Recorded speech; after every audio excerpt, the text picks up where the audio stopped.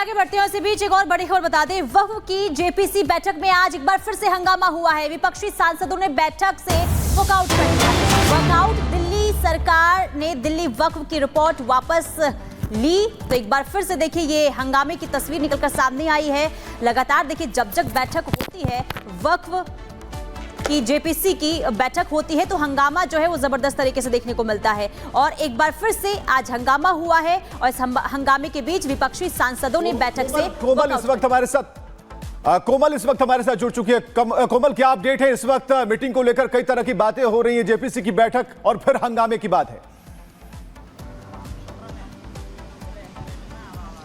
जी बिल्कुल, देखिए यहाँ पर जेपीसी की बैठक हो रही थी, लेकिन यहाँ से जो विपक्षी दल है उन्होंने वॉकआउट कर दिया है और दिल्ली सरकार की तरफ से ये आरोप लगाया गया है कि जो दिल्ली का वक्फ बोर्ड है उससे कोई चर्चा नहीं की गई, उससे कोई बात नहीं की गई और यहाँ पर यानी कि जेपीसी की बैठक जो है वो शुरू की गई है। लेकिन वहाँ से आम आदमी पार्टी ने भी वॉकआउट कर दिया है और आतिशी ने ये आरोप लगाया है कि मुख्यमंत्री जो आतिशी है उन्होंने आरोप ये लगाया है कि इससे पहले जगदम्बिका को भी उन्होंने पत्र लिखा था, लेकिन कोई उस पर आंसर नहीं था और ये बैठक जो है वो पूरी तरह से असामान्य घोषित कर दिया आम आदमी पार्टी ने। और लगातार आम आदमी पार्टी ये आरोप लगा रही है कि दिल्ली वक्फ बोर्ड जो है उससे कोई भी चर्चा इस बारे में नहीं की गई है। लेकिन साफ तौर पर यहां पर तो जगदम्बिका पाल ने स्पष्ट किया है कि वो पहले बात करेंगे, रिपोर्ट पेश करने से पहले बात करेंगे। फिर अगर आप ये कह रहा है, अगर ये प्रतिक्रिया आप पार्टी की तरफ से आ रही है, तो इसका क्या मतलब हो सकता है? जी बिल्कुल, देखिए इससे पहले भी हमने देखा है किस तरीके से जेपीसी की बैठक में हंगामे हुए हैं और इस बार भी पूरे आसार थे कि हंगामा होगा, क्योंकि चाहे वो बिल पेश को लेकर हंगामा हो, चाहे अब जेपीसी की बैठक जिस तरीके से हो रही है उसमें उस बैठक में जो है हंगामे को देखते हुए तो कहीं ना कहीं आसार दिल्ली को लेकर भी लोगों को था कि अगर ये बैठक जेपीसी की हो रही है तो हंगामे के पूरे आसार है। लेकिन दिल्ली सरकार जो है, आतिशी जो है, वो पहले ही कह चुकी है कि उन्होंने एक पत्र भी लिखा था, उसके बाद इस पर चर्चा करने की भी बात की गई। लेकिन दिल्ली का जो वक्त है, काजल बहुत शुक्रिया तमाम जानकारी देने के लिए। तो बार बार बैठक में किस तरीके से हंगामा होता है इसकी तस्वीरें हम लगातार आपको दिखा रहे हैं।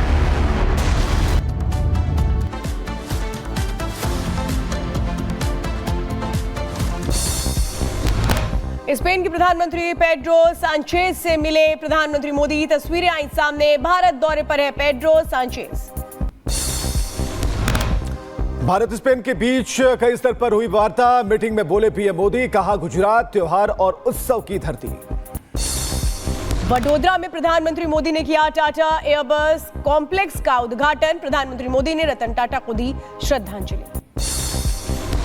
रतन टाटा जी आज अगर हमारे बीच होते तो शायद सर्वाधिक खुशी उनको मिलती, लेकिन उनकी आत्मा जहां भी होगी वो आज प्रसन्नता का अनुभव करते होंगे। पीएम मोदी ने जनसभा को किया संबोधित, कहा एयरबस और टाटा के बीच साझेदारी भारतीय एयरस्पेस उद्योग की प्रगति में देगी योगदान। यूरोपीय कंपनी के आगमन के लिए द्वार खोलेगी। इस नई एयरक्राफ्ट फैक्ट्री से भारत में नई स्किल्स को, नए उद्योगों को बहुत बल मिलेगा। गुजरात दौरे पर प्रधानमंत्री मोदी। वडोदरा में प्रधानमंत्री मोदी ने स्पेन के प्रधानमंत्री के साथ किया भव्य रोड शो। पीएम मोदी ने हाथ हिलाकर मौके पर मौजूद लोगों का किया अभिवादन। भारी संख्या में जुटे लोग। रोड शो के दौरान प्रधानमंत्री मोदी की भावुक करने वाली तस्वीरें आई सामने। प्रधानमंत्री ने काफिला रोककर विकलांग बच्ची से मुलाकात की। असम के सीएम हेमंता बिस्वा शर्मा ने इरफान अंसारी के बयान की निंदा की। कहा इरफान को चुनाव में जनता सबक सिखाएगी। सीता सोरेन को लेकर इरफान अंसारी ने की थी आपत्तिजनक टिप्पणी।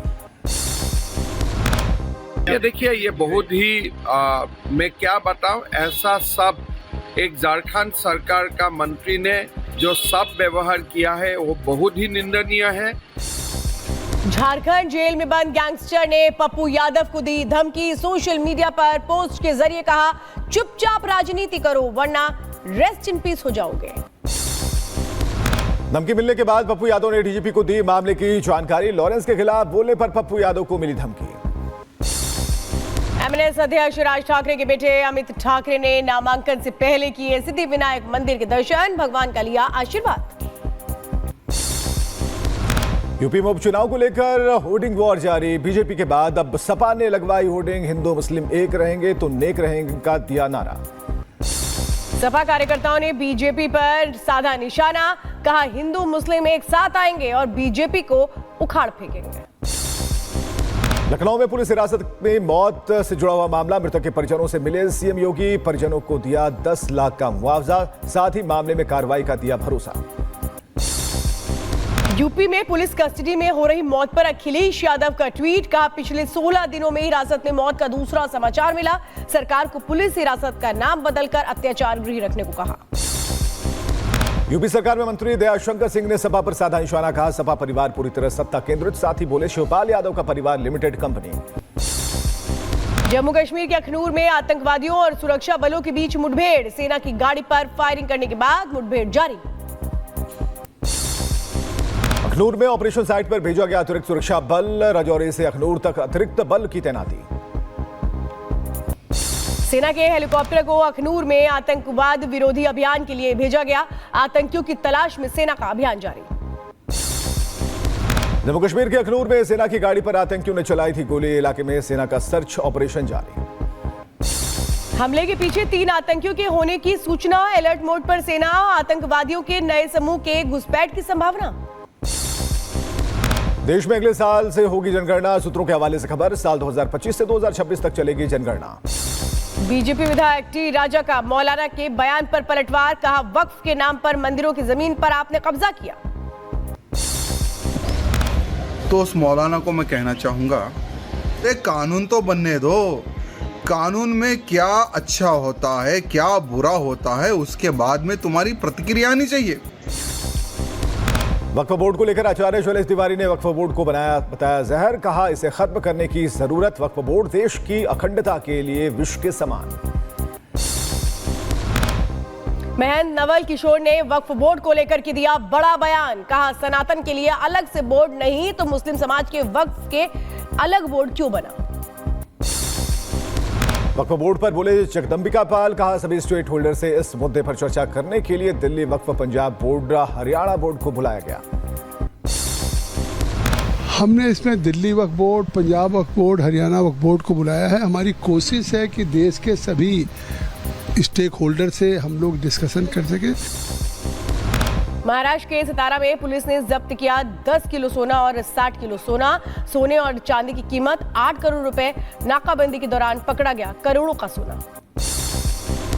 असम में करोड़ों का व्यापार घोटाला, ट्रेडिंग के नाम पर लोगों से करोड़ों रुपए की ठगी का मामला आया सामने, मामले में 2 आरोपियों को पुलिस ने पकड़ा। कर्नाटक के कोडागू में मिला जला हुआ शव, सूचना के बाद मौके पर पहुंची पुलिस, पूरे मामले में 3 संदिग्ध लोगों को किया गया गिरफ्तार। तिरुपति में एक बार फिर बम की धमकी, इस्कॉन मंदिर को बम से उड़ाने की धमकी, भरा मेल मिला, मौके पर बम स्क्वाड और डॉग स्क्वाड ने किया निरीक्षण।